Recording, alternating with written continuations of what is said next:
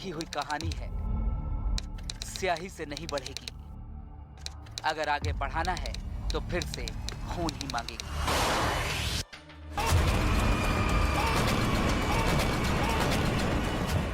Putin ने Ukraine के साथ युद्ध के चैप्टर 2 का ऐलान केजीएफ स्टाइल में कर दिया है।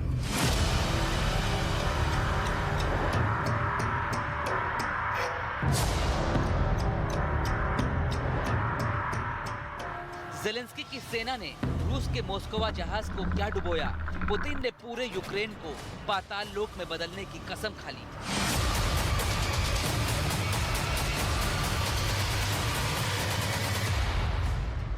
इक्यासी साल पहले जो गलती जापान ने अमेरिका के खिलाफ की थी, वही भूल यूक्रेन ने रूस के साथ दोहरा दी।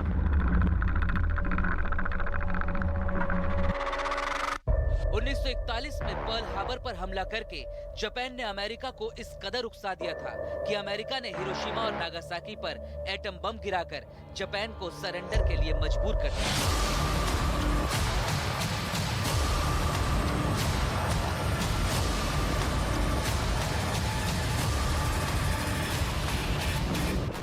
इसी तरह 77 साल पहले 9 मई 1945 को सोवियत संघ के सामने नाजी जर्मनी ने घुटने टेक दिए। रूस में हर साल 9 मई को विक्ट्री डे के रूप में मनाया जाता है और आशंका है कि विक्ट्री डे से पहले पुतिन यूक्रेन के खिलाफ कोई बड़ा कदम उठा सकते हैं, जिसकी आशंका ने ज़ेलेंस्की से लेकर CIA के डायरेक्टर तक को डरा दिया है। To tactical nuclear weapons or low yield nuclear weapons. We don't.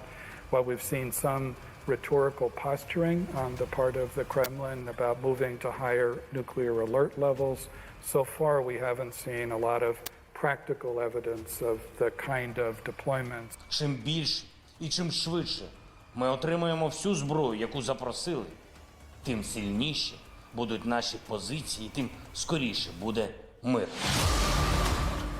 युद्ध को 2 महीने बीत चुके हैं। लोग इस युद्ध के शांत होने की उम्मीद कर रहे थे, लेकिन ऐसा लगता है कि पुतिन ने अभी तो इस युद्ध का चैप्टर 2 बस शुरू ही किया है और अब वो पूरी दुनिया से केजीएफ के स्टाइल में कह रहे हैं, violence, violence, violence, violence, violence. I don't like it. I avoid it. हाल ही में फिल्म केजीएफ चैप्टर 2 रिलीज हुई है। इस फिल्म का हीरो हिंसा और खून खराबे के दम पर सत्ता पर कब्जा करता है। बिना किसी परवाह के वो अपने दुश्मनों से बदला लेना चाहता है। ठीक इसी स्टाइल में रूस के राष्ट्रपति व्लादिमीर पुतिन भी चल रहे हैं। उन्होंने भी इस महायुद्ध के चैप्टर 2 का ऐलान कर दिया है। पुतिन ने प्रण लिया है कि वो 9 मई तक इस युद्ध को अपने मन मुताबिक अंजाम तक पहुंचा देंगे। पुतिन का ये केजीएफ स्टाइल वाला बदला दुनिया पर कैसे भारी पड़ सकता है, ये आपको हमारी अगली रिपोर्ट देखकर समझ आ जाएगा।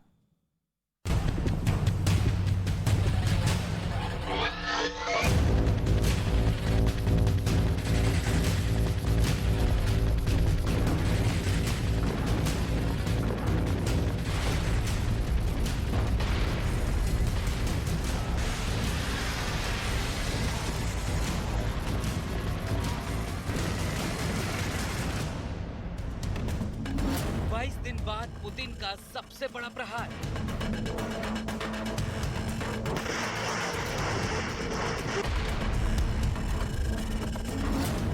नौ मई को होगा सबसे बड़ा नरसंहार।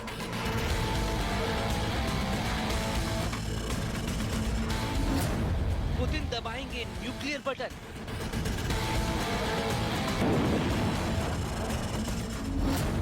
कहर ढाएंगे केमिकल हथियार।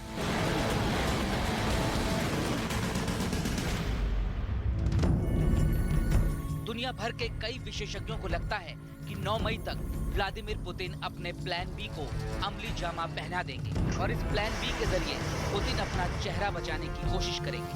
यानी तब तक उनकी सेनाएं पूर्वी यूक्रेन के कुछ हिस्सों पर कब्जा कर लेगी और पुतिन दुनिया से कह देंगे कि उन्होंने युद्ध जीत लिया है। और ये सब होगा 9 मई के दिन, जब मॉस्को के रेड स्क्वायर पर विक्ट्री डे परेड का आयोजन होगा।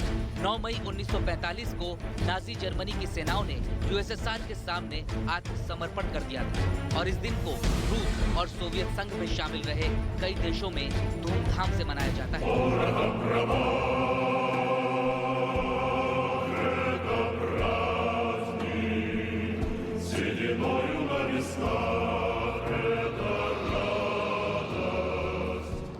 लेकिन 9 मई तक पुतिन सिर्फ यूक्रेन के कुछ हिस्सों पर कब्जा करके ही संतुष्ट हो जाएंगे या फिर वो कुछ ऐसा करेंगे जिसकी कीमत पूरी दुनिया को चुकानी पड़ेगी।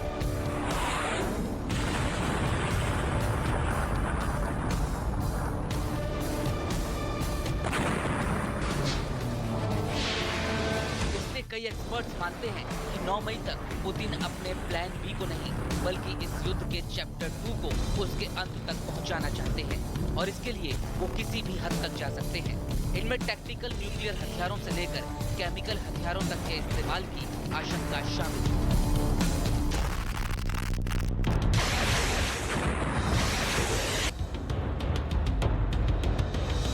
पुतिन कोई विध्वंसकारी फैसला इसलिए भी ले सकते हैं क्योंकि वो पूरी दुनिया में अलग थलग पड़ चुके हैं।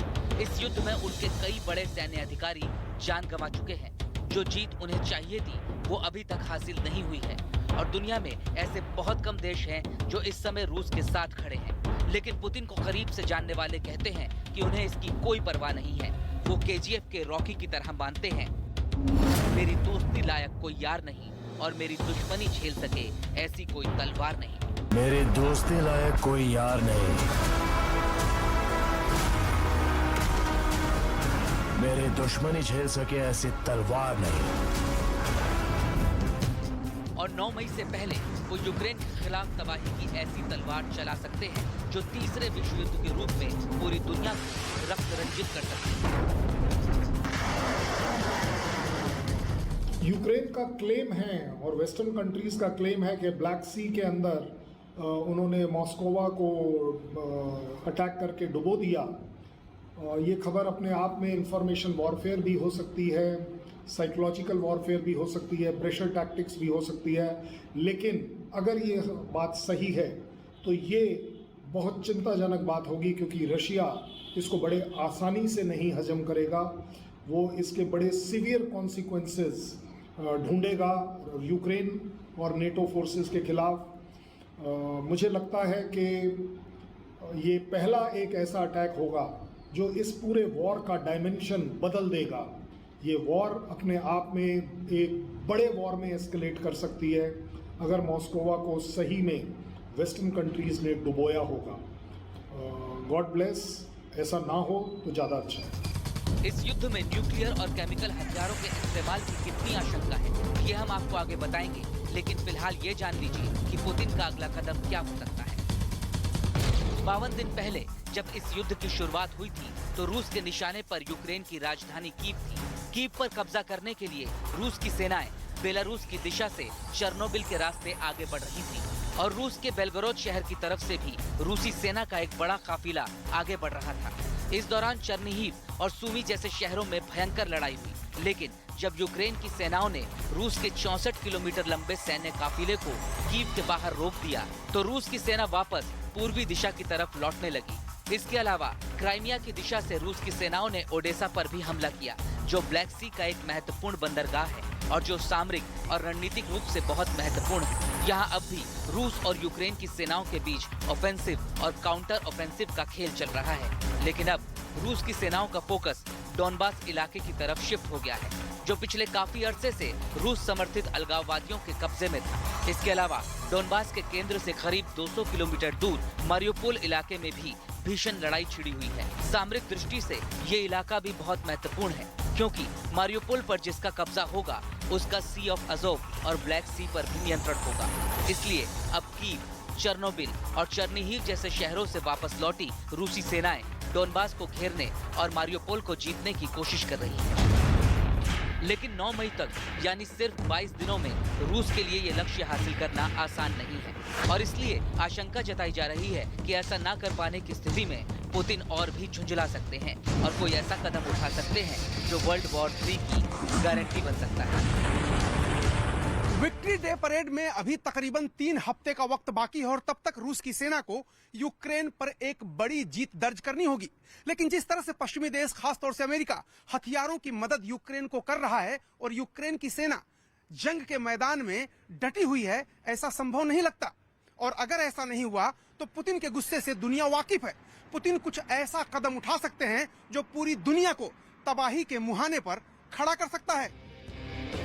इतना ही नहीं, ब्लैक सी के पश्चिमी छोर पर ओडेसा के पास नेटो अपना सीक्रेट बेस बना रहा है और जिस तरह से यूक्रेन ने ब्लैक सी में रूस के मॉस्कोवा जहाज को एंटी शिप क्रूज मिसाइलों की मदद से डुबोया, उसने पुतिन को बहुत बड़ा झटका दिया है और अब वो पूरे यूक्रेन को पाताल लोक बनाने की जिद पाल सकते हैं और अगर उन्होंने ये फैसला कर लिया तो उन्हें रोकने वाला भी कोई नहीं।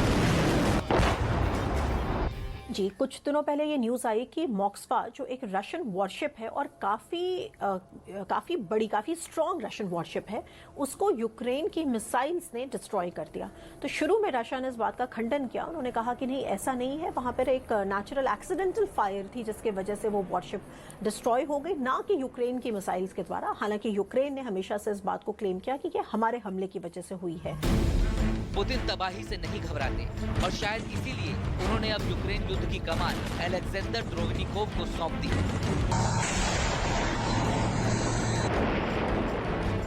अलेक्जेंडर को बुचर ऑफ सीरिया कहा जाता है क्योंकि सीरिया युद्ध के दौरान उन्हीं के नेतृत्व में रूसी सेना ने जमकर कहर बरपाया था। एक खूंखार कमांडर को युद्ध की कमान देकर पुतिन ने साबित कर दिया है कि वो यूक्रेन और नेटो से केजीएफ स्टाइल में बदला लेने के लिए तैयार है।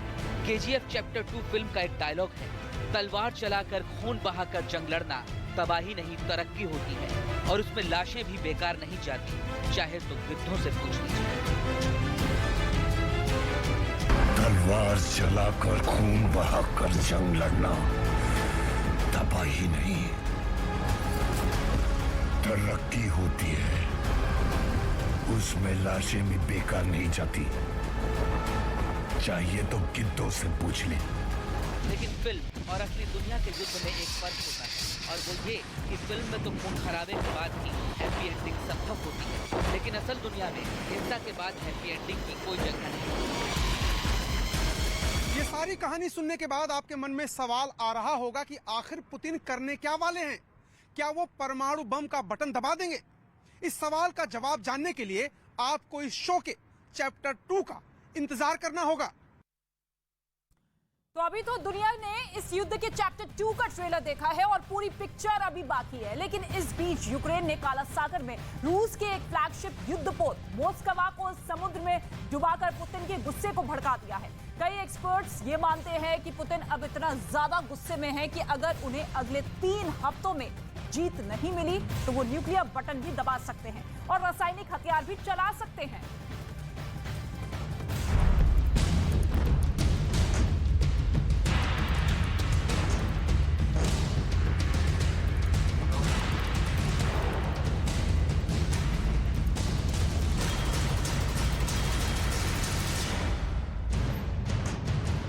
फ्लैगशिप युद्धपोत मोस्कवा के डूबने को लेकर अलग अलग दावे किए जा रहे हैं।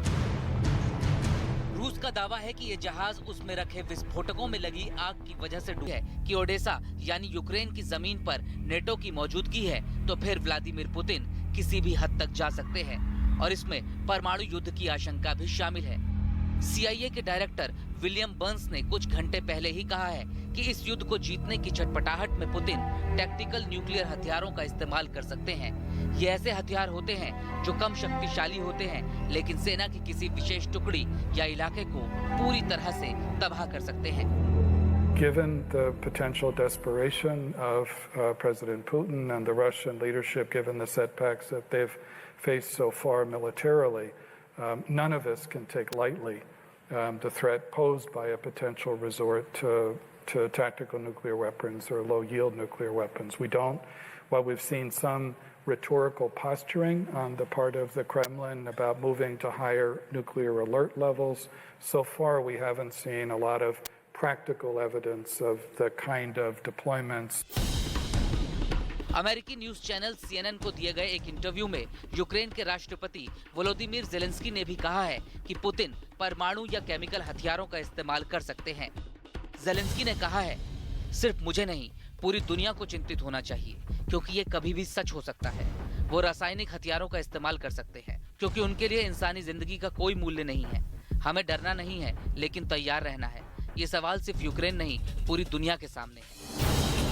खुद पुतिन और उनके तमाम मंत्री ये बार बार दोहरा चुके हैं कि अगर उनके देश के अस्तित्व को खतरा पैदा होता है तो वो परमाणु बम का इस्तेमाल कर सकते हैं। अब अस्तित्व पर आए संकट की परिभाषा क्या होगी, ये तो पुतिन ही जानते हैं।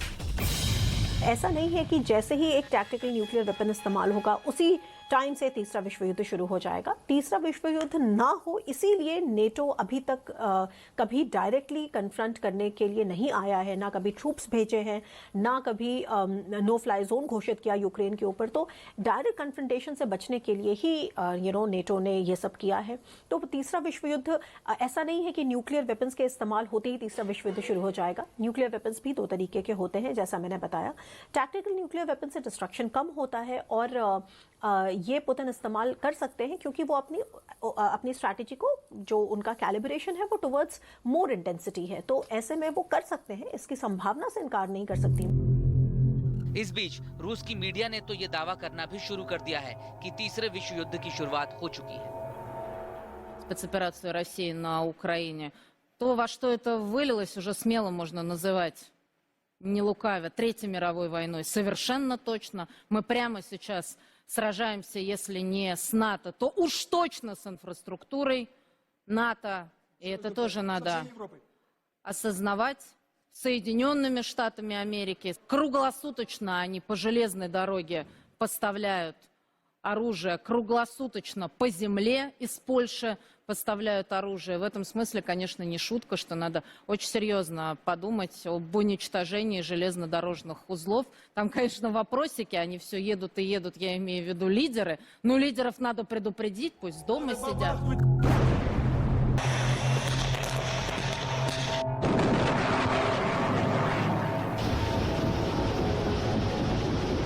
रूस के सरकारी टीवी चैनल पर जो बातें की जा रही है वो इसलिए भी महत्वपूर्ण है क्योंकि रूस का ये चैनल पुतिन का प्रोपेगेंडा चलाता है और रूसी चैनल की ये प्रेजेंटर उसे बढ़ावा देती है। जिस युद्ध को अभी तक रूसी राष्ट्रपति स्पेशल मिलिट्री ऑपरेशन बता रहे थे, उसे टीवी बहस में खुलकर वर्ल्ड वॉर कहा जाने लगा है।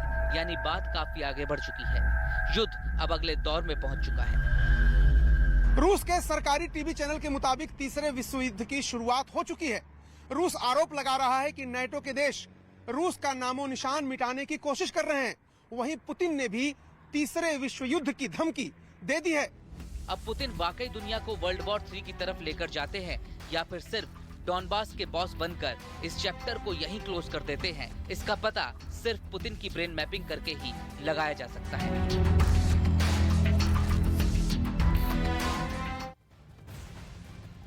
रूस और यूक्रेन के बीच चल रहे युद्ध के 52 दिन बीत चुके हैं। युद्ध इतना लंबा खिंचेगा किसी ने सोचा नहीं था। यहां तक कि अमेरिका ने रूस को खुली धमकी भी दी, लेकिन पुतिन ने क्लियर कर दिया है कि चाहे दुनिया इधर की उधर हो जाए, रूस किसी के आगे झुकेगा नहीं। आखिर किस बात की जिद को लेकर पुतिन पूरी दुनिया से लोहा लेने को तैयार है? पुतिन के दिमाग में इस युद्ध के अंजाम को लेकर आखिर चल क्या रहा है?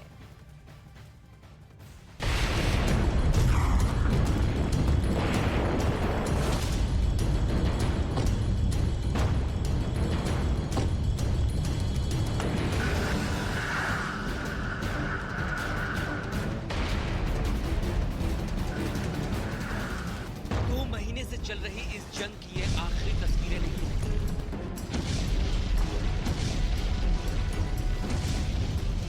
अगर पुतिन की नजरों से देखें तो ये दूसरे अध्याय की शुरुआत है।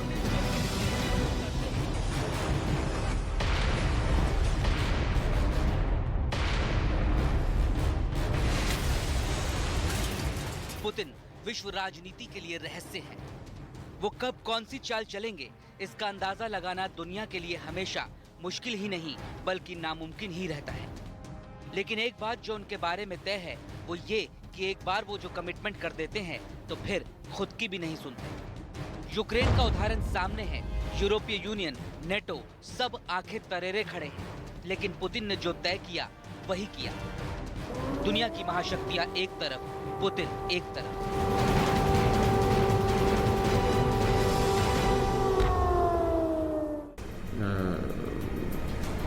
Приказываю министру обороны и начальнику генерального штаба перевести силы сдерживания российских.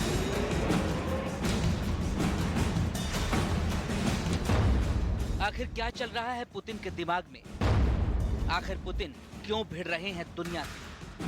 महाशक्तियों ने चेतावनियां दी, कूटनीतिक कार्रवाइयां की, दबाव बनाने के सारे फॉर्मूले आजमा लिए, लेकिन पुतिन न जंग करने से रुके न जंग से पीछे हटे। क्या पुतिन की डिक्शनरी में डर नहीं है, या पुतिन के दिमाग में अभी चल रहा है कोई और खतरनाक खेल? पुतिन यूक्रेन के जंगी मैदान से शक्ति, महाशक्ति और वैश्विक सुपर शक्ति की नई परिभाषाएं कर रहे हैं। दुनिया के नक्शे पर रूस को नए सलीके से लेकर आए। दुनिया हैरान है कि उनका दिमाग सोच क्या रहा है। रूस को समझाने के लिए जो भी राजनेता सामने आ रहे हैं, चाहे वह उनके पुराने दोस्त रहे हों, चाहे शुभचिंतक रहे हों, चाहे ऐसे देश के राष्ट्राध्यक्ष रहे हों जिनसे इस युद्ध से भीषण खतरा है, लेकिन रूस के राष्ट्रपति पुतिन उनकी बात को नहीं मान रहे हैं। क्योंकि अगर उन्होंने इस युद्ध को इस मौके पर बिना अपना स्ट्रेटेजिक एम पाए किए हुए रोक दिया, तो ऐसे समय में जाहिर है कि पूरे विश्व पटल पर एक तरफ तो उनके और उनके देश की बेइज्जती होगी। रूस का आज वो रुतबा नहीं जो 3 दशक पहले था। दुनिया भी अब वैसी नहीं जो जंग के भार को झेल सके। आपदाओं से लड़ते विश्व के बीच यूक्रेन से जंग फिर क्या है? पुतिन का फितूर, पुतिन का प्लान या पुतिन की कोई पुरानी टीम? इस बात को समझने के लिए थोड़ा पीछे चलते हैं। यूएसएसआर यानी सोवियत संघ 31 साल पहले टूटकर बिखर गया था। दुनिया के लिए यूएसएसआर भले ही बीते दौर की बात हो, लेकिन पुतिन की बातों में वो हमेशा आज बनकर सामने आता है। पुतिन ने यूएसएसआर का स्वर्णिम काल भले ही अच्छी तरह से ना देखा हो, लेकिन संघर्ष खुद जिया है। वो आज जिस रूस का नेतृत्व करते हैं, कभी उस रूस का दुनिया पर दबदबा था।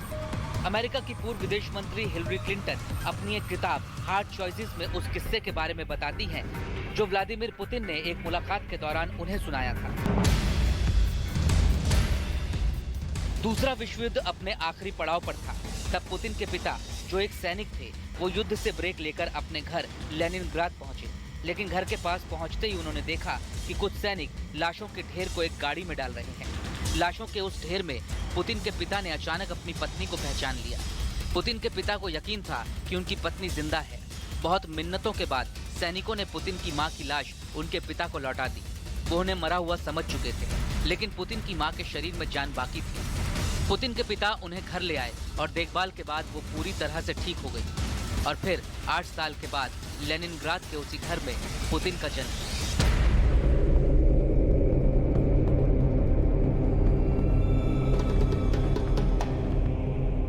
हिटलर की तानाशाही खत्म करने वाला भी यूएसएसआर था और परमाणु होड़ में अमेरिका को टक्कर देने वाला भी यूएसएसआर यानी सोवियत संघ ही था।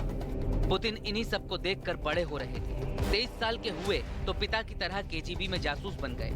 उनकी पहली पोस्टिंग हुई थी सोवियत संघ और अमेरिका के शीत युद्ध की जमीन बर्लिन में। जर्मनी में पोस्टिंग के दौरान उन्होंने एक बार खुद को हिंसा से बचाने के लिए भीड़ के बीच खतरनाक हथियार होने का दावा किया। हिंसक भीड़ उनके इस ब्लफ का हिस्सा बन गई और भाग गई। आज भी पुतिन जब दुनिया को चौंकाने के लिए ब्लफ कार्ड खेलते हैं तो लोगों के मुंह पर उनका एक और नाम आ जाता है, ब्लफ मास्टर।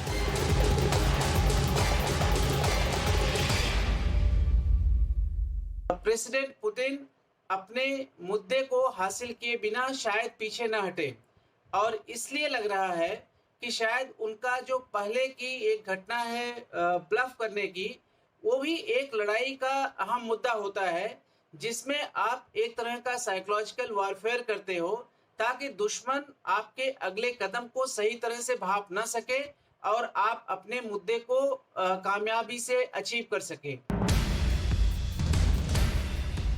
पुतिन के बारे में कहा जाता है कि वो नेशनलिस्ट, वो रूस के खोए रुतबे को वापस लाने के लिए काम करते हैं। पुतिन की बातों में रूसी साम्राज्य की चर्चा हमेशा से रही। यहाँ तक कि यूक्रेन पर हमले से पहले भी उन्होंने अपने आवाम से रूसी साम्राज्य का जिक्र करके भावनात्मक अपील की। अपने 2 दशकों से अधिक के कार्यकाल में पुतिन रूस की सीमाओं का विस्तार करने की तरफ कई कदम बढ़ा चुके हैं। यूक्रेन वॉर के बाद पुतिन के मन को समझना शायद उतना जटिल नहीं रहा। ये पुतिन की कूटनीति है कि यूक्रेन उनके शिकंजे में है और विश्व की महाशक्तियां लड़ाई के घेरे के बाहर खड़े होकर ललकार रही हैं। पुतिन की जैसी जिद आज है, वही हट तब भी था। अपने सीमाई क्षेत्र में अमेरिकी सैन्य संगठन को पुतिन ने तब भी बर्दाश्त नहीं किया। आज यूक्रेन के साथ जो नीति पुतिन ने अपनाई, तब जॉर्जिया के साथ भी ठीक ऐसा ही किया था। 2008 में रूस ने जॉर्जिया में सैन्य ऑपरेशन शुरू कर दिया। जॉर्जिया के अब्खाजिया और दक्षिण ओसेशिया को स्वतंत्र देशों की मान्यता दी, जॉर्जिया के 3 टुकड़े कर दिए और अपने समर्थकों की सरकार बनवा दी। 2012 में तीसरी बार जब पुतिन ने रूस की सत्ता संभाली तो यूक्रेन के हिस्से क्रीमिया पर भी कब्जा कर लिया। अमेरिका और यूरोपीय देशों के प्रभाव में रहने वाला यूक्रेन पुतिन की आंख की किरकिरी बन रहा था। रूस के बॉर्डर से सटा क्राइमिया सामरिक और रणनीतिक लिहाज से रूस के लिए बहुत महत्वपूर्ण है। बेलारूस में रूस समर्थित सरकार है और वो रूस के साथ खड़ा है। क्राइमिया ऐसा इलाका है जो यूरोप को अज़ोव सागर के तट से जोड़ता है, यानी यूरोपीय देशों के इस रास्ते को बंद करने की नीयत से रूस ने इसे अपने कब्जे में लिया। अब चौथे कार्यकाल में यूक्रेन पर रूस का बारूद बरस रहा है। कल क्या होगा किसी को नहीं पता। जंग दुनिया देख रही है, पुतिन की आक्रामकता भी दुनिया देख रही है, लेकिन अंजाम क्या होगा इस जंग का ये अभी कोई नहीं जानता।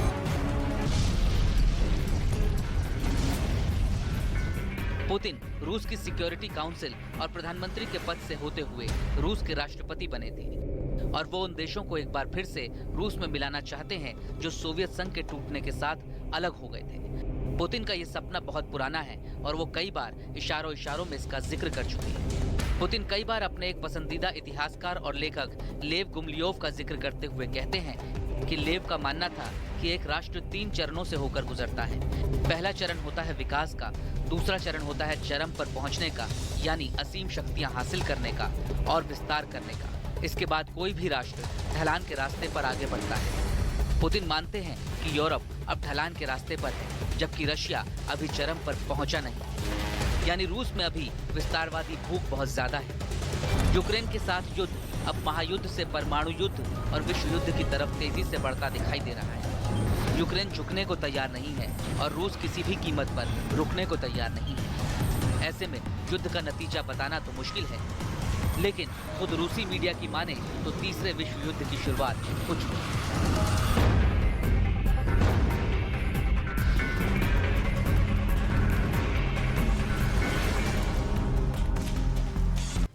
और इस महायुद्ध में पुतिन केजीएफ स्टाइल में बदला ले रहे हैं। पुतिन के इस एक्शन के पीछे उनका दिमाग कैसे काम करता है, इस युद्ध में जीत हासिल करने के लिए वो किस हद तक जा सकते हैं, इस रिपोर्ट में आप देखिए।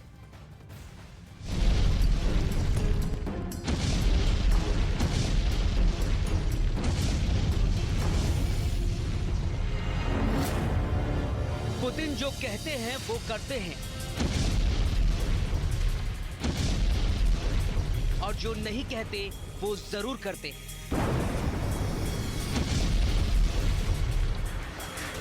रूस के जिस नेता के हर एक नए कदम पर दुनिया की नजर है और जिसके इरादे यूक्रेन पर आग बनकर बरस रहे हैं, जिसकी महत्वाकांक्षा महायुद्ध का कारण बन गई है, उस व्लादिमीर पुतिन के दिमाग में क्या चल रहा है ये समझना बहुत मुश्किल है।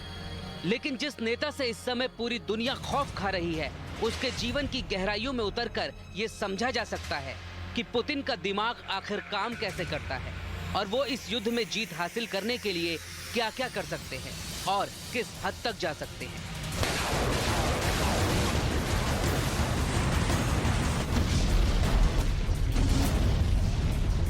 पुतिन का जन्म वर्ष 1952 में रूस के लेनिनग्राद में हुआ था, जिसे आज सेंट पीटर्सबर्ग कहा जाता है। लेकिन उनके जन्म से 8 साल पहले एक ऐसी घटना हुई जिसके बारे में जानकर आप समझ जाएंगे कि क्यों दुनिया भर के शक्तिशाली देशों को पानी पिलाने वाले पुतिन असल में आग हैं। अमेरिका की पूर्व विदेश मंत्री हिलरी क्लिंटन अपनी एक किताब हार्ड चॉइस में उस किस्से के बारे में बताती हैं जो व्लादिमीर पुतिन ने एक मुलाकात के दौरान उन्हें सुनाया था। इसके मुताबिक दूसरा विश्व युद्ध अपने आखिरी पड़ाव पर था। तब पुतिन के पिता, जो खुद एक सैनिक थे, वो युद्ध से ब्रेक लेकर अपने घर लेनिनग्राद पहुंचे। लेकिन घर के पास पहुंचते ही उन्होंने देखा कि कुछ सैनिक लाशों के ढेर को एक गाड़ी में डाल रहे हैं। लाशों के उस ढेर में पुतिन के पिता ने अचानक अपनी पत्नी को पहचान लिया। पुतिन के पिता को यकीन था कि उनकी पत्नी जिंदा है। बहुत मिन्नतों के बाद सैनिकों ने पुतिन की मां की लाश उनके पिता को लौटा दी। वो सैनिक उन्हें मरा हुआ समझ चुके थे, लेकिन पुतिन की मां के शरीर में जान बाकी थी। पुतिन के पिता उन्हें घर ले आए और देखभाल के बाद वो पूरी तरह से ठीक हो गई और फिर 8 साल के बाद लेनिनग्राद के उसी घर में पुतिन का जन्म हुआ। यानी पुतिन का जन्म किसी चमत्कार से कम नहीं था। दूसरा विश्व युद्ध खत्म होने के 7 साल बाद जन्मे पुतिन रूस की खुफिया एजेंसी केजीबी से होते हुए सत्ता के शिखर तक पहुंचे हैं। पुतिन खेलते तो ताइक्वांडो हैं, लेकिन भूगोल की बिसात पर उनका दिमाग एक ऐसे शतरंज में उलझा रहता है जिसमें वो सिर्फ और सिर्फ अपने दुश्मनों को शह और मात देने के बारे में सोचते रहते हैं।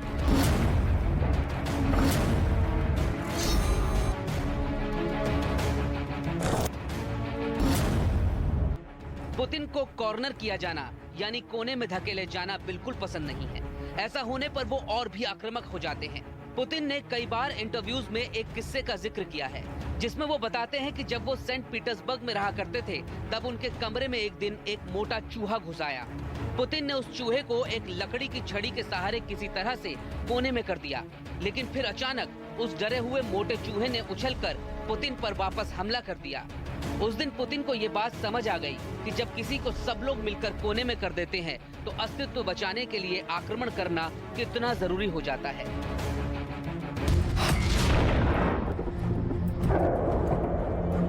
पुतिन को ऐसा लगता है कि यूरोपियन यूनियन और नेटो रूस को लगातार कोने में धकेल रहे थे और आखिरकार पुतिन ने अंतर्राष्ट्रीय रिश्तों और नेटो को ताक पर रखकर यूक्रेन पर हमला करने का कठिन फैसला लिया।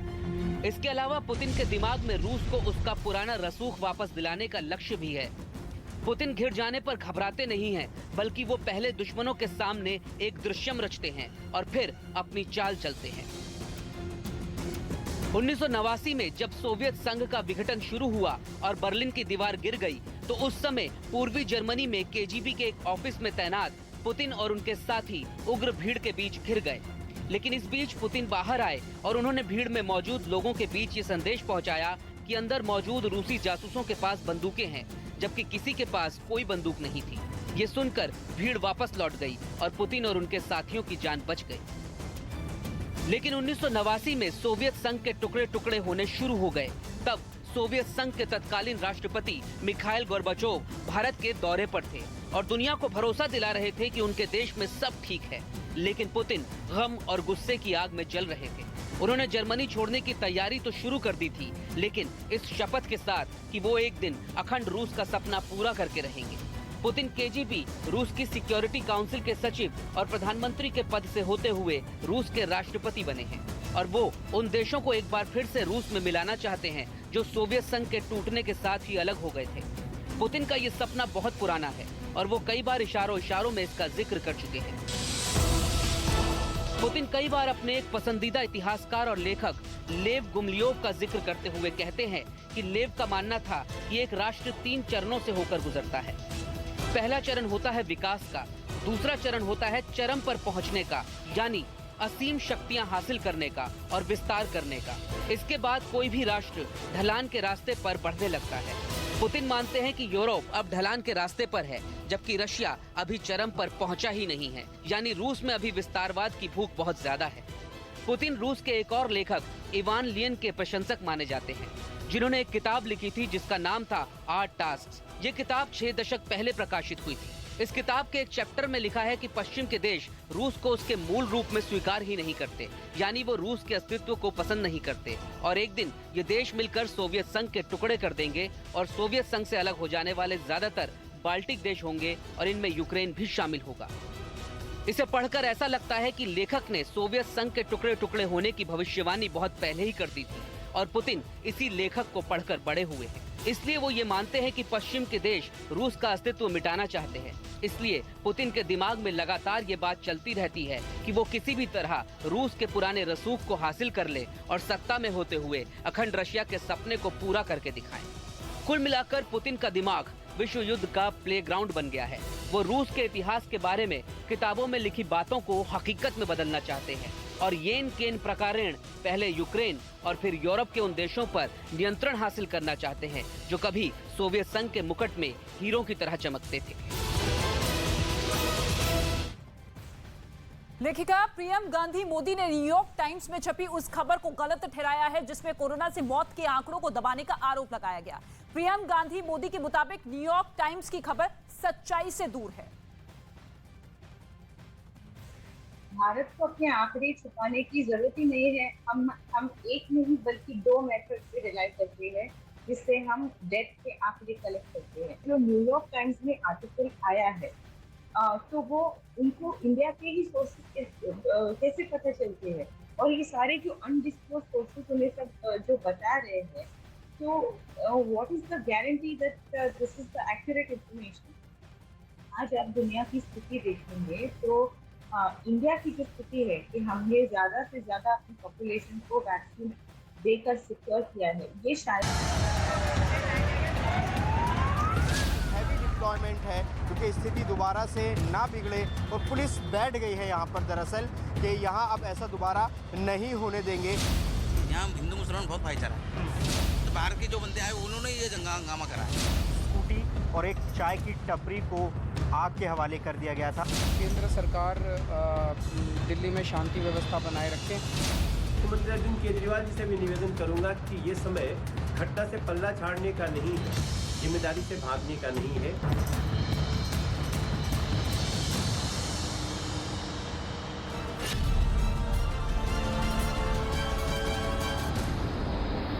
नमस्कार, न्यूज 18 इंडिया देख रहे हैं आप और मैं हूं आपके साथ शिवानी पांडे। हम सुबह से ही लगातार यहां दिल्ली के जहांगीरपुरी से हर तस्वीर आप तक दिखाने की कोशिश कर रहे हैं। फिलहाल यहां पर स्थिति नियंत्रण में है, लेकिन कल जो यहां पर हुआ उसके बाद एक तनाव का माहौल जरूर है, क्योंकि लोग डरे सहमे हैं, उनके भीतर खौफ का माहौल जरूर है। लेकिन इस बीच कई सारी तस्वीरें भी अब निकलकर धीरे धीरे सामने आने लगी हैं, और ऐसे में जांच है वो भी धीरे धीरे आगे बढ़ती जा रही है। लेकिन साथ साथ आपको ये भी बता दें कि यहाँ पर एक वीडियो जारी किया गया है दिल्ली पुलिस द्वारा, जहाँ पर एक शख्स साफ साफ फायरिंग करता हुआ नजर आ रहा है। इस वक्त आप अपनी टीवी स्क्रीन पर वो वीडियो भी देख रहे होंगे और देख पा रहे होंगे कि नीले कुर्ते में एक शख्स फायरिंग करता हुआ साफ नजर आ रहा है। और इन्हीं वीडियोस के जरिए पता चलता है कि आखिर कल जो कुछ हुआ वो उपद्रव क्या कुछ था। इस वक्त तस्वीरें भी लगातार आप देख रहे हैं अपनी टीवी स्क्रीन पर। ये दिल्ली पुलिस द्वारा ये वीडियो जारी किया गया है और नीले कुर्ते में एक शख्स है और एक शख्स और है असलम, जिसकी गिरफ्तारी फिलहाल कर ली गई है। और उस पर भी यही आरोप है कि उसने पुलिस पर फायरिंग की थी, क्योंकि एफआईआर जो रजिस्टर की गई है असलम और अंसार दोनों के नाम उसमें शामिल हैं। लेकिन ये वीडियो आप देखिए और समझिए कि आखिर कल रात जो कुछ भी हुआ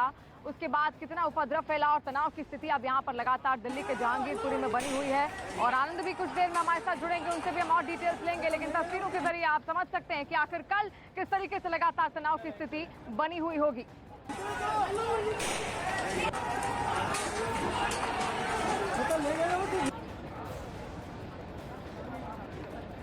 तो वीडियो आपने देखा और सीधे अब आनंद के पास चलते हैं। आनंद तिवारी इस वक्त हमारे साथ लाइव जुड़े हुए हैं। आनंद, वीडियो अब जारी किया गया है दिल्ली पुलिस द्वारा और साफ साफ एक शख्स फायरिंग करता हुआ भी नजर आ रहा है, इसको लेकर और क्या डिटेल्स हैं?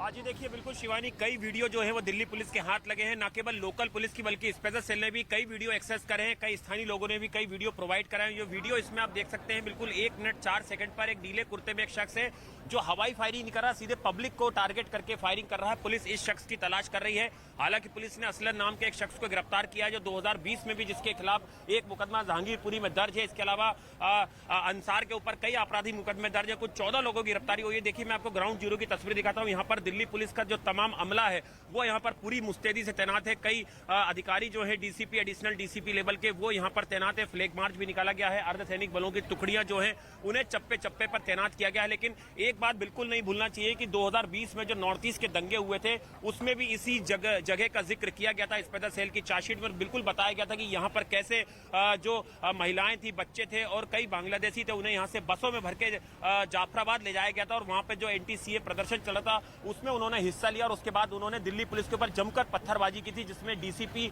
एसीपी घायल हुए थे और एक हेड कांस्टेबल की मौत तक हो गई थी। तो कहीं ना कहीं दिल्ली पुलिस अब साजिश के तार जो हैं वो खंगालने में जुटी हुई है। दिल्ली पुलिस की कई टीमें हैं जो इस पूरे मामले की इन्वेस्टिगेशन कर रही हैं। इसके अलावा स्पेशल ब्रांच को भी जो है वो अलग अलग टास्क जो है वो सौंपे गए हैं। बाकी ग्राउंड जीरो के हालात जो है हमारे सहयोगी नीरज आपको बताएंगे। बिल्कुल आनंद, जो वीडियो सामने आया है वो अपने आप में चौंकाने वाला है और चौंकाने वाले वीडियो में जिस जगह को दिखाया गया है हम वहीं मौजूद हैं। जो वीडियो में आप देख सकते हैं, पहले पत्थरबाजी करते हुए लड़के दिख रहे हैं। अपने कैमरा पर्सन राजेश से कहेंगे थोड़ा पीछे जाएं। और ये सड़क दिख रही है वीडियो में, और इस सड़क से बड़ी संख्या में युवा और बच्चे भी पत्थरबाजी करते दिख रहे हैं। और ये शटर आपको दिख रहा होगा। पत्थरबाजी के अपने सहयोगियों से अपील करेंगे कि हाफ विंडो में वो तस्वीरें दिखाएं जिसमें वो शख्स आता दिखता है।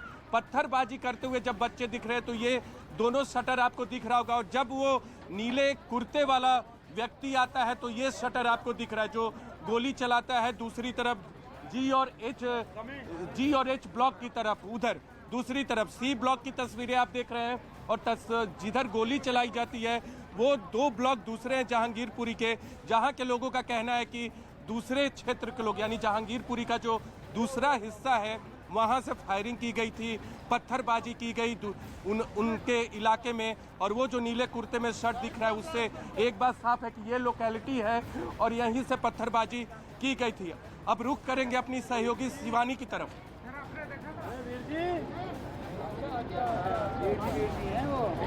तो देखिए हर तस्वीर हम आपको दिखाने की कोशिश कर रहे हैं यहाँ जहांगीरपुरी से। और जैसा कि नीरज ने भी कहा कि यहाँ पर तैनाती कर दी गई है और काफी सुबह से ही, कल रात से ही यहाँ पर सुरक्षा बल की तैनाती है, क्योंकि यहाँ पर मिश्रित आबादी रहती है जहांगीरपुरी में। यहाँ पर बांग्लादेशी आबादी भी रहती है, साथ साथ हिंदू और मुस्लिम आबादी भी रहती है। तो ऐसे में सुरक्षा के लिहाज से यहाँ पर चाक चौबंद इंतजाम फिलहाल किए गए हैं। लेकिन आपको बता दें कि अलर्ट भी पूरे दिल्ली में जारी कर दिया गया है। खासतौर पर जो नॉर्थ ईस्ट दिल्ली है और सेंट्रल दिल्ली, वहां पर सुरक्षा के कड़े इंतजाम कर दिए गए हैं। और यहाँ पर भी अगर मैं तस्वीर आपको दिखाऊं तो सुबह यहाँ पर आरएएफ की तैनाती अभी भी लगातार है। और चप्पे चप्पे पर आप देख सकते होंगे कि सुरक्षा बल यहाँ पर तैनात किए गए हैं ताकि किसी भी तरीके की अगर अनहोनी होती है तो उससे बचा जा सके। कोई भी असामाजिक तत्व किसी भी तरीके की अनहोनी या कोई ऐसी हलचल यहाँ पर ना पैदा कर पाए। और लगातार हम आपको सभी तस्वीरें दिखा रहे हैं। और एक वीडियो अब यहाँ पर दिल्ली पुलिस द्वारा जारी किया गया है जिसमें आप साफ देख सकते होंगे कि आखिर किस तरीके से एक शख्स लगातार पुलिस पर फायरिंग करता है। और नीले कुर्ते में ये शख्स है जिसका वीडियो इस वक्त आप अपनी टीवी स्क्रीन पर देख भी रहे हैं। तो आप देख सकते हैं ये दिल्ली पुलिस द्वारा ये वीडियो बाकायदा जारी किया गया है। और एफआईआर की कॉपी में भी 2 ऐसे लोगों का नाम है जिनको गिरफ्तार भी कर लिया गया है। उसमें असलम एक ऐसा शख्स है आपको बता दें जिसने फायरिंग की थी पुलिस के ऊपर। और इसी के साथ साथ जहांगीरपुर में जो हिंसा हुई थी, आपको बता दें इस वक्त की बड़ी खबर, एफआईआर में बहुत सारी चीजें मेंशन की गई है जहां पर 14 लोगों की गिरफ्तारी फिलहाल कर ली गई है। और एफआईआर में साफ कहा गया है कि किसी भी तरीके की शांतिपूर्वक पूरे की पूरी जो यात्रा थी वो आगे बढ़ रही थी। लेकिन अचानक से अंसार नाम का एक शख्स वहां पर आता है और उसके बाद जब वो बहस करने लगता है उसके बाद विवाद धीरे धीरे बढ़ता जाता है। और उसके बाद यहाँ पर पथराव की स्थिति बन जाती है और दोनों ही गुट आपस में पथराव करने लगते हैं। और उसी के बाद से यहाँ पर लगातार तनाव की स्थिति बनी हुई है। और ऐसे में लोग अपने घरों में ही हैं क्योंकि यहाँ पर आम नागरिकों की एंट्री भी इस वक्त अलाउड नहीं है। और इस वक्त की बड़ी खबर आप अपनी टीवी स्क्रीन पर जो देख रहे हैं, आपको बता दें कि इस पूरी हिंसा की घटना के बाद जो जहांगीरपुरी में हुई इसके बाद अलर्ट जारी कर दिया गया है। खासतौर पर जो नॉर्थ ईस्ट और सेंट्रल दिल्ली है वहां पर अलर्ट जारी कर दिया गया है और सुरक्षा बलों की तैनाती कर दी गई है। और जो ऐसे स्थान है जो काफी ज्यादा तनाव की स्थिति जहां पर पहले से ही है वहां पर सुरक्षा बल और आरएएफ की तैनाती इस वक्त कर दी गई है। यानी कि चप्पे चप्पे पर इस वक्त सुरक्षा बल तैनात है ताकि किसी भी तरीके की ऐसी स्थिति से निपटा जा सके। और लगातार ड्रोन के जरिए निगरानी भी की जा रही है ताकि कोई भी हलचल अगर कहीं पर भी पैदा हो तो उससे तुरंत निपटा जा सके। तस्वीरें भी हम आपको दिखाएंगे। लेकिन इस वक्त की बड़ी खबर, क्योंकि दिल्ली के कई सारे ऐसे क्षेत्र हैं जो संवेदनशील हैं और ऐसे संवेदनशील क्षेत्रों में लगातार अब सुरक्षा बलों की तैनाती कर दी गई है। उसमें नॉर्थ ईस्ट दिल्ली की बात अगर कर लें और साथ साथ साउथ ईस्ट दिल्ली और सेंट्रल दिल्ली के ऐसे तमाम सारे क्षेत्र हैं। और जहांगीरपुरी जहां पर हम इस वक्त मौजूद हैं यहाँ पर भी सुरक्षा बल लगातार तैनात किए गए हैं। और कल रात से ही जब से ये हिंसा की घटना हुई उसके बाद से ही लगातार यहाँ पर पुलिस फोर्स को तैनात किया गया है। और आनंद इस वक्त लगातार हमारे साथ जुड़े हुए, आनंद और नीरज मेरे 2 सहयोगी आनंद के पास चलेंगे। आनंद, अब क्या अपडेट इस पूरे मसले को लेकर सामने आ रही है? देखिए, कुछ देर पहले हमने जो special CP law and order है दीपेंद्र पाठक, उनसे बात की थी। उनका कहना है कि अभी कई और गिरफ्तारियां होंगी। इस पूरे मामले की प्रोफेशनल जांच है उस तरह से बिल्कुल की जा रही है और कई लोगों को चिन्हित किया जा रहा है। पुलिस आम लोगों से भी और सोशल मीडिया के जरिए भी जो फुटेज आ रहे हैं उन्हें भी वेरीफाई कर रही है। और पुलिस आम लोगों से यह भी अपील कर रही है कि अगर उनके पास ज्यादा से ज्यादा जानकारी है तो पुलिस को शेयर करें, क्योंकि हमने देखा था कि नॉर्थ ईस्ट दंगों में भी पुलिस की तरफ से पुलिस को जनता की तरफ से कई ऐसे महत्वपूर्ण वीडियो मिले थे जिससे कि जो तफ्तीश है वो आगे बढ़ी थी और उसमें कई लोगों की गिरफ्तारी हुई थी। और जैसा जैसा कि हमने 3 से 4 जो चश्मदीद थे जो इस पूरे मामले में घायल हुए हैं उनके इंटरव्यू करे, उन्होंने भी पूरा घटनाक्रम बताया है कि किस तरह से शांतिपूर्ण तरीके से शोभा यात्रा निकल रही थी और अचानक से जो पुलिस की टीम जो है वो लगातार लॉ एंड ऑर्डर के लिए इनके साथ मौजूद थी शोभा यात्रा में। अचानक से पहले अंसार और 3-4 लोग आते हैं, वो विवाद करते हैं, झगड़ा होता है और उसके बाद अचानक से पत्थरबाजी शुरू हो जाती है। और एक बार मेरे कैमरामैन अजय आपको दिखाएंगे पूरा पैन करके कि यहाँ पर तमाम पुलिस कर्मियों ने ये बयान दिए हैं कि कई लोगों के घरों से यहाँ पर पत्थर चलना शुरू हुए,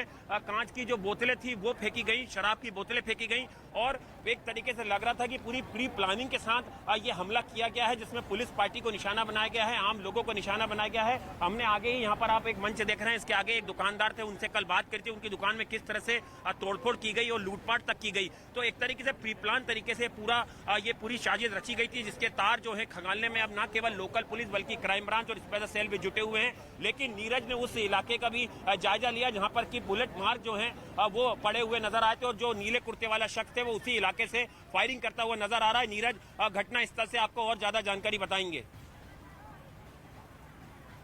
बिल्कुल आनंद, एक बार फिर बताते न्यूज 18 इंडिया के दर्शकों को जो तस्वीरें दिख रही हैं उसमें ये फोम का गद्दा भी दिख रहा है, ये दोनों शटर दिख रहा है जब पत्थरबाजी की घटनाएं हो रही है, ये सीढ़ी आपको दिख रही होगी जिस वीडियो में, जो वीडियो सामने आए वो सामने का जो शटर है, जब वीडियो में वो नीले कुर्ते वाला शर्ट आता है तब ये शटर आता है वीडियो में। और इस बात की उम्मीद है कि वो वीडियो यहाँ से लिया गया होगा तभी, क्योंकि फायरिंग के बाद जो वीडियो लेने वाला शख्स है उसका कैमरा हिलता है यानी मोबाइल हिलता है और वो शायद यहाँ से भाग गया होगा। और यहाँ वो बुलेट का खोखा मिला था, वो उस बुलेट के खोखे को हटा दिया है पुलिस ने, लेकिन स्थानीय लोगों से बातचीत की भी कोशिश करते हैं, उस वीडियो के बारे में जानकारी लेने की कोशिश करते हैं। आप बताइए, आप बात देखिए, यहाँ लोग अभी बात करना नहीं चाह रहे हैं क्योंकि अब पुलिस का पहरा और अधिक हो गया है सी ब्लॉक की इस सड़क पे। दूसरी तरफ आपको दिखा दें, यहाँ अब से थोड़ी देर पहले पुलिस का पहरा थोड़ा कम था, लेकिन जैसे ये खबर आई, वीडियो आया,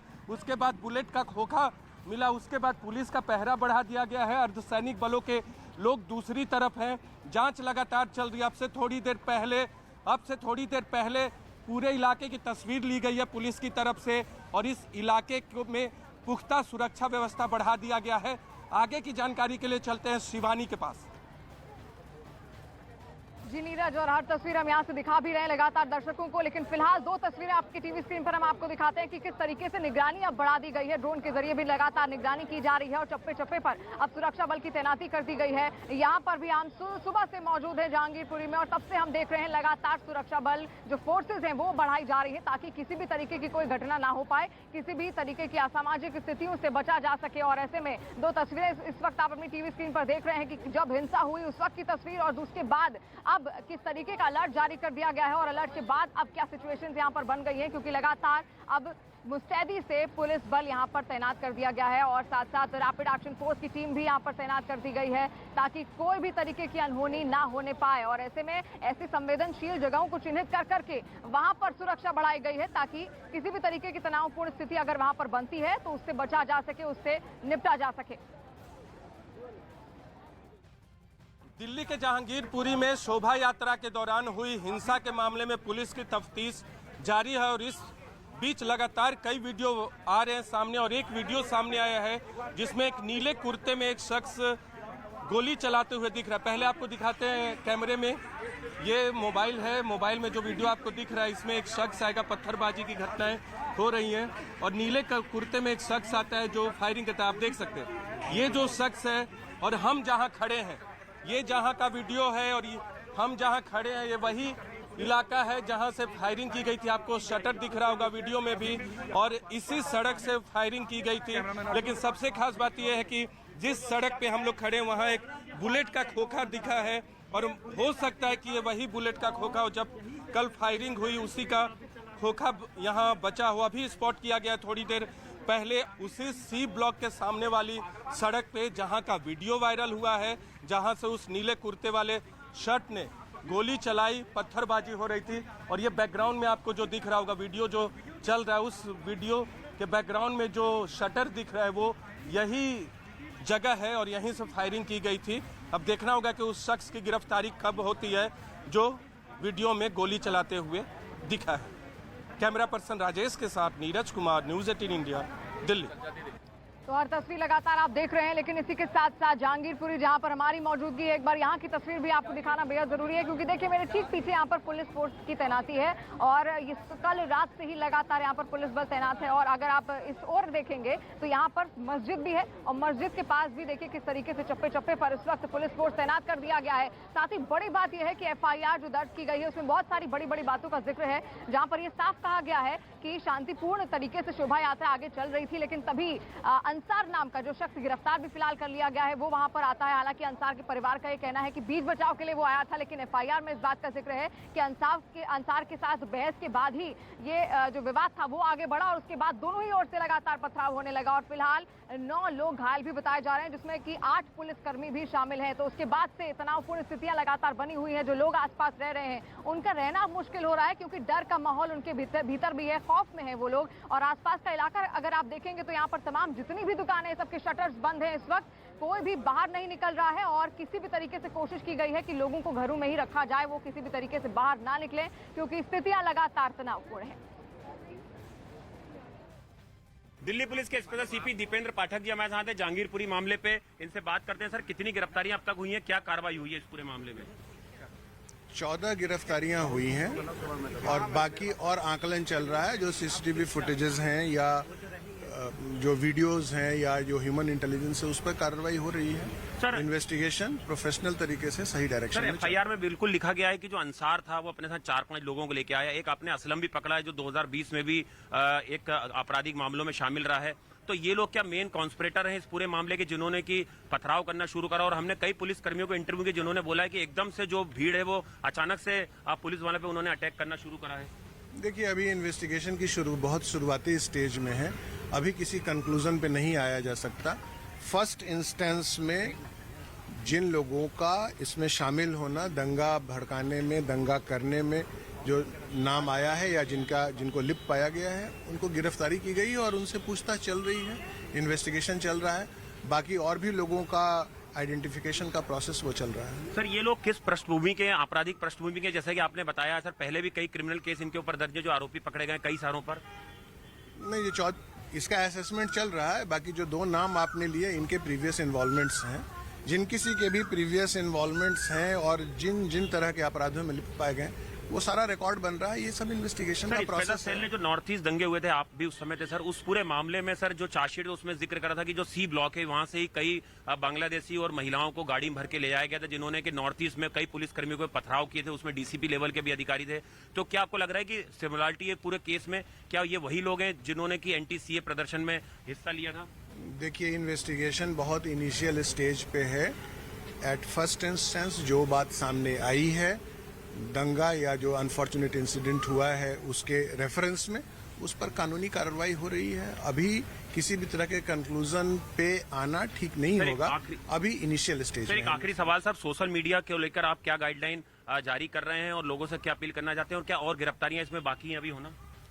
देखिए, मैं बस एक बात बोलूंगा, प्रोफेशनल एंड फेयर इन्वेस्टिगेशन ये हम कर रहे हैं, और जो भी कुछ सोशल मीडिया पे भी अगर आ रहा है तो हम उसको उसी तरह से रिस्पॉन्ड कर रहे हैं। तो ये थे स्पेशल CP दीपेंद्र पाठक जो कानून व्यवस्था संभाल रहे हैं।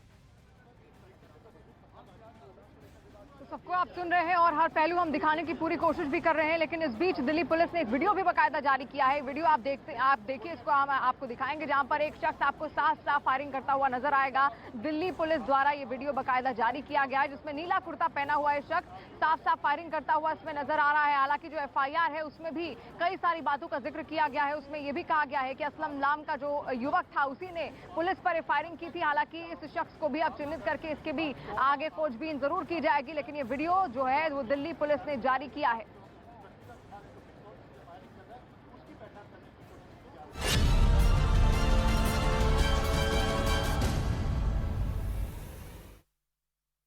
नमस्कार, आपके साथ मैं हूं सबीना तामंग देशमुख। महायुद्ध में एक तरफ दुनिया को पुतिन की रेड आर्मी लीड लेती हुई दिखाई दे रही है, जो यूक्रेन के शहर शहर तबाही का तांडव कर रही है, लेकिन ज़ेलेंस्की के नजर से देखें तो मामला बिल्कुल उल्टा है। यूक्रेन ने अब तक के युद्ध में रूस के 42 सैनिक अधिकारियों को मौत के घाट उतार दिया, जिसमें से 8 तो जनरल रैंक के अधिकारी हैं। ये सब ज़ेलेंस्की के एक प्लान के तहत हो रहा है। प्लान 9 मई को आखिर क्या है ये, वो प्लान, और रूस को उससे कितना बड़ा नुकसान यहां पर हुआ, हमारी खास रिपोर्ट के जरिए आप देखें।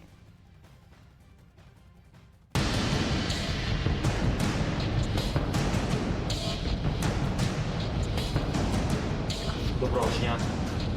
Бажаю здоров'я. Саме тебе заслужено.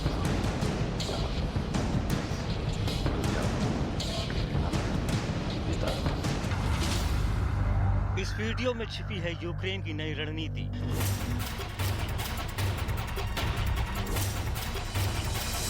इस वीडियो में छिपी है यूक्रेन की नई युद्ध नीति। क्योंकि ये योद्धा ही तय करने वाले हैं ज़ेलेंस्की का मिशन 9 मई।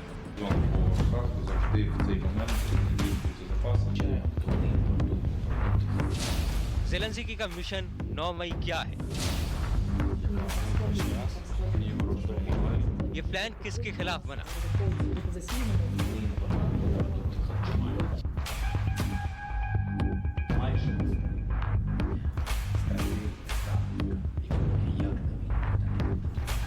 और इसे बैटल ग्राउंड में कब उतारा जाएगा?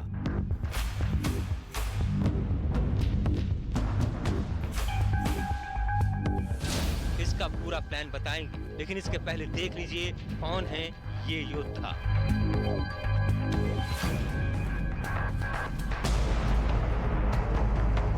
ज़ेलेंस्की के इन योद्धाओं को ध्यान से देखिए जिन्हें यूक्रेन के राष्ट्रपति सम्मानित कर रहे हैं। वो यूक्रेन के वही योद्धा हैं जिन्होंने रूस की सेना को आईना दिखाने का काम किया है।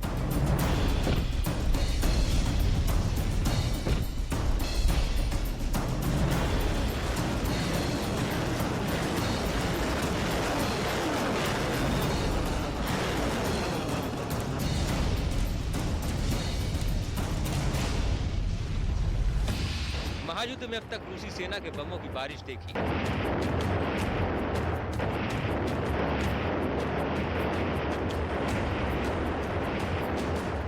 मिसाइलों की मार देखी।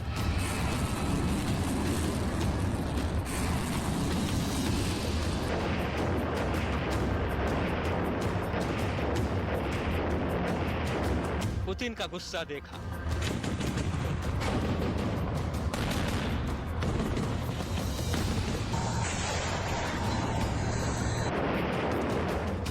लेकिन अब देखिए ज़ेलेंस्की की सेना का काउंटर अटैक।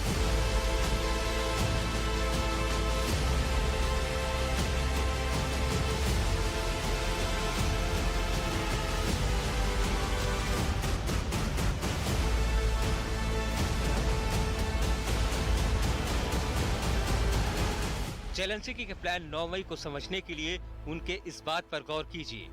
Успіхи наших військових на полі бою дійсно вагомі, дуже. Історично значні, але ще недостатні, щоб очистити нашу землю від окупантів. व्लादिमीर ज़ेलेंस्की अपनी सेना को बधाई दे रहे हैं, अपनी सेना का यशोगान कर रहे हैं, उन्हें सम्मानित कर रहे हैं।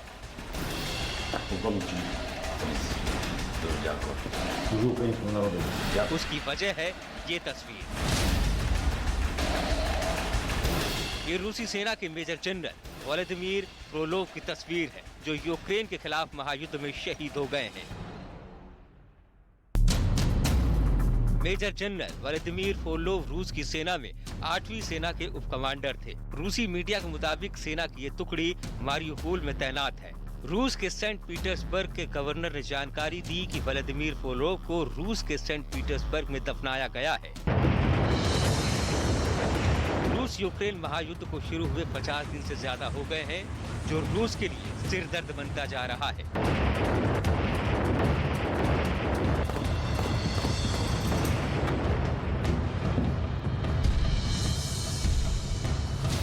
महायुद्ध में अब तक व्लादिमीर पुतिन के 8 जनरलों की मौत हो चुकी है, तो 34 कर्नल यूक्रेन के खिलाफ युद्ध में अपनी जान गंवा चुके हैं। यूक्रेन चुन चुनकर रूस के कमांडर्स को टारगेट कर रहा है। रूस की सैन्य कमान में खलबली मचाना यूक्रेन का मकसद बन गया है। रिजल्ट सामने है। महायुद्ध में अब तक रूस के 42 कमांडर ढेर हो चुके हैं।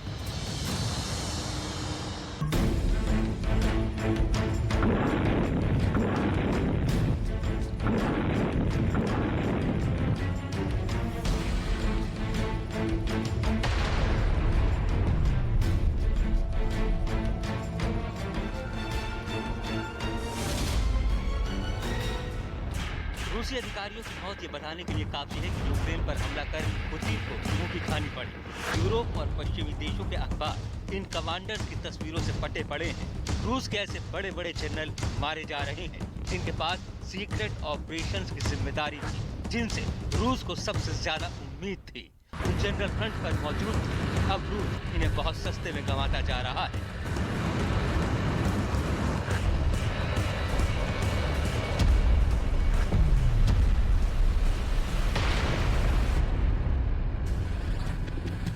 ये रूस के करीब 1.5 लाख फौज के हौसले पस्त करने के लिए काफी है। रूस की ये फौज इस वक्त यूक्रेन के युद्ध में शामिल है। 1 लाख फौज यूक्रेन बॉर्डर पर रिजर्व के तौर पर तैनात है, लेकिन 2 महीने से भी कम समय के युद्ध में ही 42 कमांडरों का मारा जाना रूस की बैटल टैक्टिक्स यानी युद्ध लड़ने के तरीके पर सवाल उठा रही है। यूक्रेन में सत्ता परिवर्तन के लिए पुतिन ने पहले अटैक एंड विन की रणनीति पर युद्ध शुरू किया था।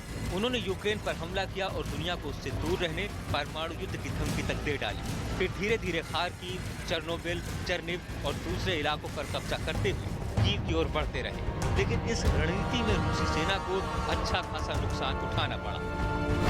आंकड़ों की माने तो यूक्रेन ने अब तक रूस के 20,300 सैनिक, 773 tank, 2,272 बंदूकधारियां, 376 artillery unit, 127 multi rocket launcher, 66 anti aircraft system, 165 लड़ाकू विमान, 146 हेलीकॉप्टर और 148 ड्रोन मार गिराए हैं। इसके बाद तो यूक्रेन की सेना ने रूसी सैनिकों को युद्ध क्षेत्र से भागने का भी दावा किया।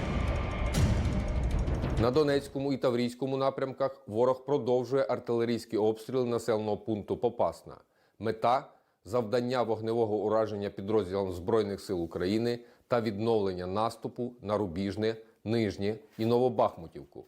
Також окупанти безуспішно намагалися прорвати оборону підрозділів наших військ в районі населеного пункту Новотошківське. इस वक्त देखिए यहाँ पर जहाँ मैं खड़ा हूँ एक छोटी सी ट्रॉली है, उसमें ये एमुनेशन रूस की सेना जो छोड़ के गई है वो रखा हुआ है। आप देखिए सारा जिंदा है, अनयूज्ड है, ये यूज नहीं हो पाया है। लेकिन जब 1 महीने बाद वो गए तो बहुत सारी चीजें यहाँ छोड़ के गए और कई जगहों पर ऐसी लड़ाइयाँ हुई जहाँ पर बड़ी मुश्किल का सामना करना पड़ा रूस को, तो वहां से भी उनको आनंद फानंद में अपना एमुनेशन छोड़ना पड़ा। और इस तरह के आर्म्स और एमुनेशन जब मिलते हैं तो यूक्रेन के सैनिक उनको बड़ा संभाल करके लेके जाते हैं और उस पर अनुसंधान करते हैं कि किस तरह के गोले टैंक में इस्तेमाल करती है रूस की सेना, कहाँ बने होते हैं, कितने एमएम के होते हैं, कैसी मिसाइलें हैं, कैसे रॉकेट हैं। तो ये बहुत ही महत्वपूर्ण पार्ट होता है जब दुश्मन देश कोई भी हो, किसी भी देश के बीच युद्ध हो रहा हो, तो जो कुछ भी आपके पोजीशन में होता है, जो कुछ भी आप बरामद करते हैं, ताकि आगे के लिए आपके पास तैयारी हो, रणनीति हो और उसका अनुसंधान करके आप अपनी वाजिब तैयारी आने वाले खतरे के लिए कर सकें। ये ज़ेलेंस्की का प्लान 9 मई है, जो पुतिन के प्लान 9 मई से एक कदम आगे है।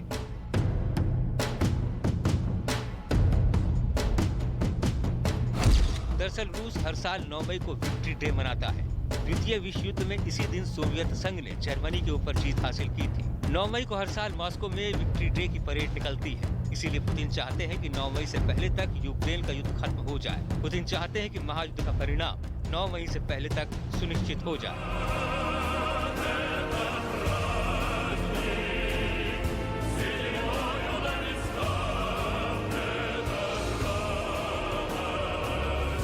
लेकिन इसके बाद ज़ेलेंस्की की सेना ने जबरदस्त फाइट बैक किया है। यूक्रेन की सेना चुन चुन कर रूसी सैनिकों का सफाया कर रही है, खत्म कर रही है।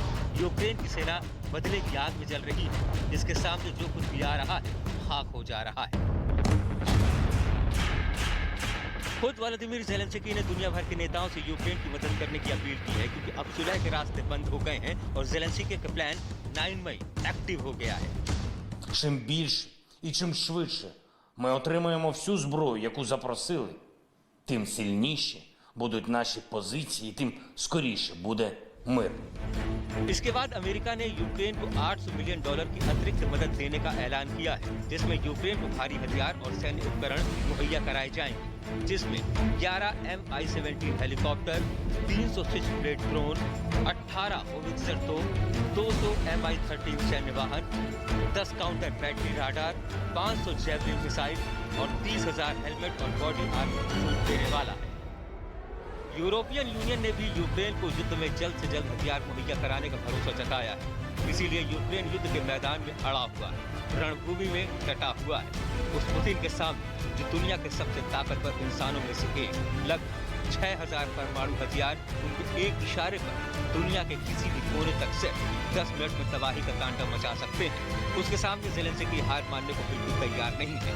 वो युद्ध में हर वो तरीका अपना रहे हैं जिससे युद्ध में उनके सैनिकों के सीने पर गोलियां नहीं, जीत का तमगा हिटो-हिट। І всі, хто довгі роки стояв в черзі, увесь наш народ, який заслуговує на життя в сучасному середовищі, щоб реалізувати цей проект, ми вже залучаємо провідних архітекторів, увесь потенціал нашої держави та міжнародну підтримку. Додамо участь компаній, держав-партнерів, міжнародних донорів. Абсолютно немає сумнівів. साफ है, भले ही रूस ने तीसरे विश्व युद्ध का ऐलान कर दिया हो, लेकिन पुतिन और उनकी रेड आर्मी को यूक्रेन युद्ध में रोज नए नए सबक मिल रहे हैं। बैटलफील्ड में ज़ेलेंस्की के प्लान 9 मई का सामना करना पड़ रहा है। ऐसे में रूस के कई हथियारों के साथ उसके लड़ने के तौर तरीकों की पोल खुल गई है। रसद यानी सप्लाई लाइन को कायम रखना रूस के लिए चैलेंज साबित हुआ है। और इस बीच गुरिल्ला युद्ध रूस के लिए अभी यूक्रेन में सबसे बड़ी चुनौती बनकर उभरा है, क्योंकि इसमें रूस सिर्फ अपने बड़े बड़े फौलादी हथियार ही नहीं, बल्कि पुतिन अपने काबिल और अनुभवी अफसरों को भी खोते जा रहे हैं। यही वजह है कि रूस की फौज अब ऐसे रिहायशी इलाकों में भी खुलकर बमबारी कर रही है, जहां उसे यूक्रेन की फौज या मिलिशिया के छुपे होने की खबर मिलती है। यूक्रेन की जंग अगले कुछ दिन में अगर नहीं थमी तो रूस को अपनी रणनीति में बहुत बड़े बदलाव की जरूरत पड़ेगी। तो उस नई रणनीति के साथ रूसी फौज का हौसला कायम रखना भी पुतिन के लिए सबसे बड़ा काम होगा।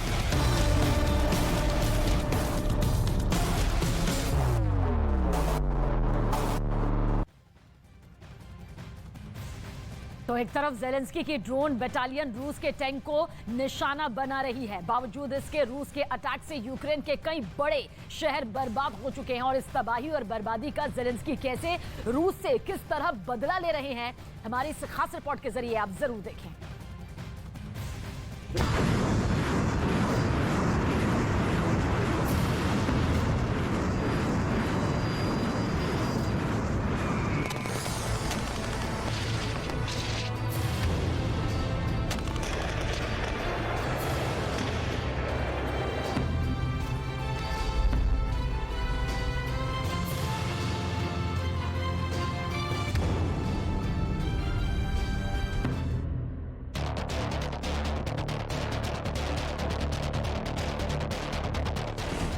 युद्ध के हर मोर्चे का चक्रव्यूह तोड़ेंगे ज़ेलेंस्की।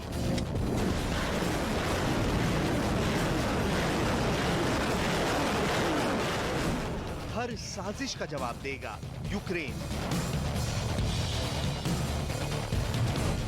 जंग में इस बार हर तरफ आर पार सबका बदला लेगा ज़ेलेंस्की।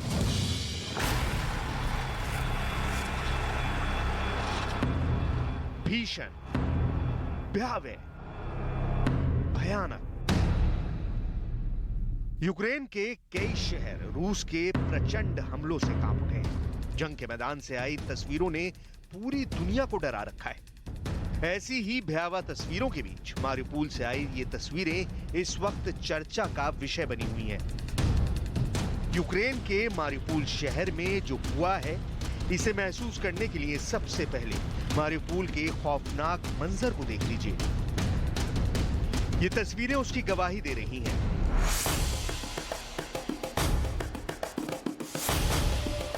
रूस ने जब से यूक्रेन पर हमला किया, उसका एक ही टारगेट रहा है, कीव पर कब्जा। लेकिन यूक्रेन की तैयारी के आगे उसकी कीव पर कब्जे की हर चाल फेल हो गई।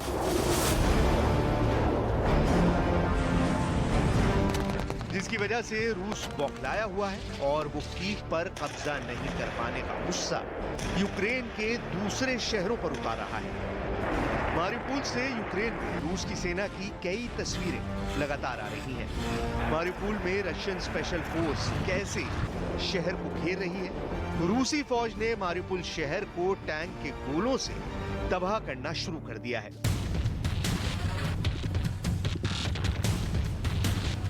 बमों की बारिश कर शहर को तबाह बर्बाद कर दिया गया है।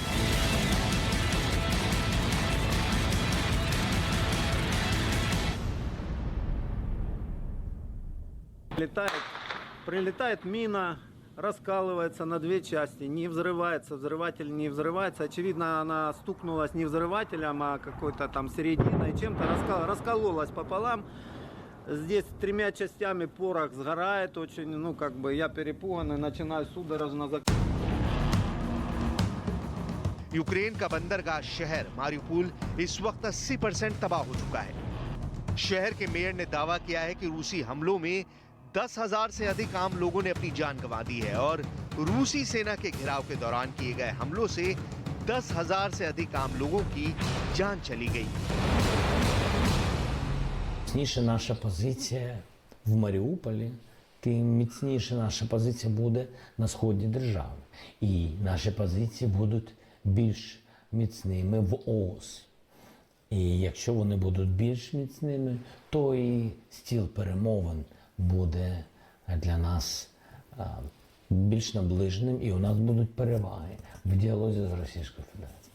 Якщо у нас ситуація буде слабка в усіх цих напрямках, то і ми можемо не дочекатись на зустріч, тому що тоді Росія буде робити всі ті кроки, які можуть призвести до знов повернення навіть в ті міста, які зараз ми деокупували. Вони можуть піти і на це. І там вже наша ситуація в перемовинах буде більш слабка і навіть не цікава для російської сторони. Так може бути. На жаль, ми констатуємо, ми віримо в інакший результат, ми віримо в нашу перемогу. आसमान से ली गई खार्किव शहर की इन तस्वीरों में जली हुई इमारतें, मकान और फैक्ट्रियां दिखाई दी। रूसी सेना ने शहर को हथियाने के लिए उस पर इतने बम बरसाए कि वो शहर पूरी तरह खंडर में तब्दील हो गया। जिन इमारतों में पहले लोग अपने परिवार के साथ रहते थे, वहां जिंदगी का नामो निशान तक मिट चुका था। देखने में ऐसा लगा जैसे ये शहर सालों से वीरान पड़ा हो। नागरिकों के आंसू भी इनका दर्द बयान करने के लिए काफी नहीं।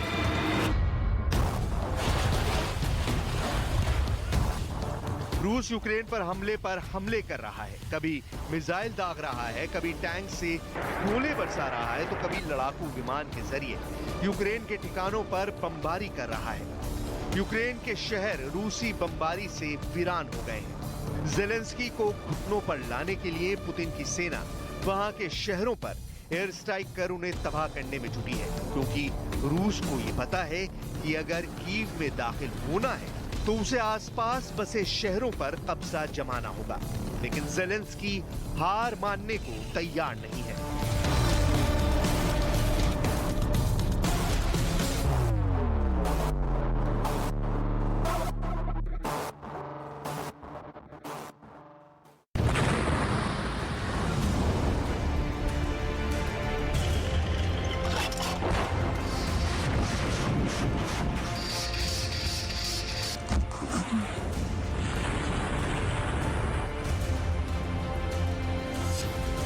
मारिउपोल की जंग में यूक्रेन ने जबरदस्त फाइट बैक किया है।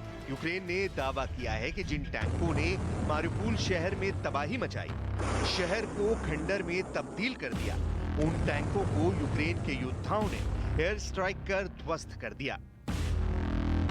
यूक्रेन की सेना रूस को हर मोर्चे पर मुंहतोड़ जवाब दे रही है। यूक्रेन के रक्षा मंत्रालय ने इसका वीडियो भी जारी किया, जिसमें मारिउपोल शहर के एक इलाके में घुसे रूसी सेना के एक टैंक को यूक्रेन ने मिसाइल से निशाना बनाकर तबाह कर दिया। टैंक पर जैसे ही मिसाइल गिरी, वहां जोरदार धमाका हुआ और फिर धूल और धुएं का गुबार चारों तरफ छा गया। थोड़ी देर बाद वहां से कुछ ही दूरी पर मौजूद एक और रूसी टैंक को यूक्रेन की सेना ने उड़ा दिया। आसमान से ली गई तस्वीरों में मिसाइल हमले के बाद टैंकों के परखचे उड़े दिखाई दिए। ये वही टैंक हैं जो मारिउपोल पर कहर ढा रहे थे, जिन्हें यूक्रेन की सेना चुन चुन कर खत्म कर रही है। ऐसे हमलों में ड्रोन अटैक्स का बहुत बड़ा रोल है, जो युद्ध के 1 महीने बाद और बढ़ता जा रहा है। हालिया कारनामा भी यूक्रेन की अजोव बटालियन के ड्रोन ने किया। जंग में रूस और यूक्रेन दोनों लड़ाकों का इस्तेमाल कर रहे हैं। एक रिपोर्ट के मुताबिक आज से नहीं, पिछले 6 सालों से यूक्रेन के अजोव रेजिमेंट में विदेशी सैनिकों की भर्ती की जा रही है। ये सैनिक यूरोप समेत कई देशों से आए हैं। ये वही अजोव फाइटर्स हैं जिनका प्रयोग यूक्रेन चेचेन फाइटर्स के खिलाफ कर रहा है। अजोव फाइटर्स महायुद्ध से पहले यूक्रेन के नागरिकों को हथियारों की ट्रेनिंग देने में भी शामिल रहा है। इससे पहले रूस की सेना की तरफ से ये दावा किया गया कि मारिउपोल पर कब्जा हो चुका है, लेकिन बाद में वहां दोबारा लड़ाई शुरू होने की खबर आई। यूक्रेन की सेना रूस के हमलों का लगातार जवाब दे रही है, बिना रुके, बिना थके, बिना हार माने। यूक्रेन में सत्ता परिवर्तन के लिए पुतिन ने पहले अटैक एंड विन की रणनीति पर युद्ध शुरू किया था। उन्होंने यूक्रेन पर हमला किया और दुनिया को उससे दूर रहने की धमकी तक दे डाली। फिर धीरे धीरे खार्किव, चर्नोबिल, चर्नीव और दूसरे इलाकों पर कब्जा करते हुए कीव की ओर बढ़ते रहे। लेकिन इस रणनीति में रूसी सेना को अच्छा खासा नुकसान उठाना पड़ा। आंकड़ों की माने तो यूक्रेन ने अब तक रूस के 19,600 सैनिक, 732 टैंक, 1,946 बख्तरबंद गाड़ियां, 349 artillery unit, 111 multi rocket launcher, 63 anti aircraft system, 157 लड़ाकू विमान, 140 हेलीकॉप्टर और 124 ड्रोन मार गिराए हैं। जानकारोों की माने तो अगर पुतिन की सेना ठिकाने बनाकर हमले करने की रणनीति पर काम करेगी तो यूक्रेन का युद्ध अब लंबा खींचेगा।